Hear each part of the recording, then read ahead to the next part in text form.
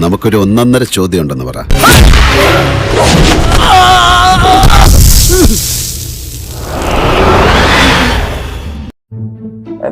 Doctor എനിക്ക് 2 ദിവസമായിട്ട് ഉറക്കില്ല. എന്താണ് കക്കാൻ പോണ്ട രാത്രി? തൃപ്തിയായില്ലേ നിനക്ക്? പെണ്ണിന്റെ മുമ്പിൽ ആളാവാൻ ചെന്ന് സ്വന്തം കഴുത്തിന് തന്നെ കത്തി വെച്ചില്ലേ? ഇങ്ങനെയൊക്കെ സംഭവിക്കുന്നു ഞാൻ വിചാരിച്ചു. മുന്നും പിന്നും നോക്കാതെ ചാടി പുറപ്പെട്ട ഇങ്ങനെ ഇരിക്കും. അത് ഞാനേ സോഷ്യൽ മീഡിയയിൽ ഒരു പെങ്കൊച്ചിന്റെ വീഡിയോക്ക് ബോഡി ഷെയിം ചെയ്തുകൊണ്ട് ഒരു കമന്റ് ഇട്ട്. എന്റെ ഒരു കഷ്ടകാലം അല്ല എന്ത് പറയാനാ. ചുമ്മാ തമാശ കിട്ടതാ. തമാശക്കില്ലേ? ആണോ? നിന്റെ ഉണ്ടക്കണ്ണിട്ട് ഞാൻ 2 കുത്തു വെച്ചിട്ട് തമാശക്കാന്ന് പറയട്ടെ. ക്ഷമിക്കോ നീ എന്നോട്? ഞാൻ വിചാരിച്ചത് ആരും കാണൂലായിരിക്കില്ല, പക്ഷെ എല്ലാരും കണ്ടു. ഇപ്പൊ 2 ദിവസമായിട്ട് എല്ലാ സൈഡിൽ നോക്കാണ്.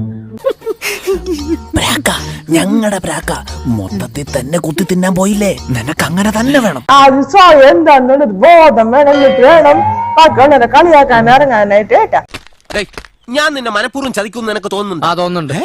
അങ്ങനെ പറഞ്ഞു. ഇതൊക്കെ ഭയങ്കര കുറ്റമാണ്. വണ്ടാരകത്ത് പോകും കേട്ടാ. പിന്നെ ഉറപ്പുണ്ടാവൂല.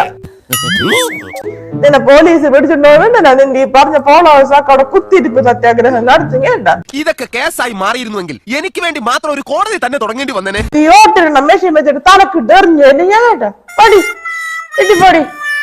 കനകം മൂലം കാമിനി മൂലം തടിയും കേടായി ഭാവിയും വടിയായി.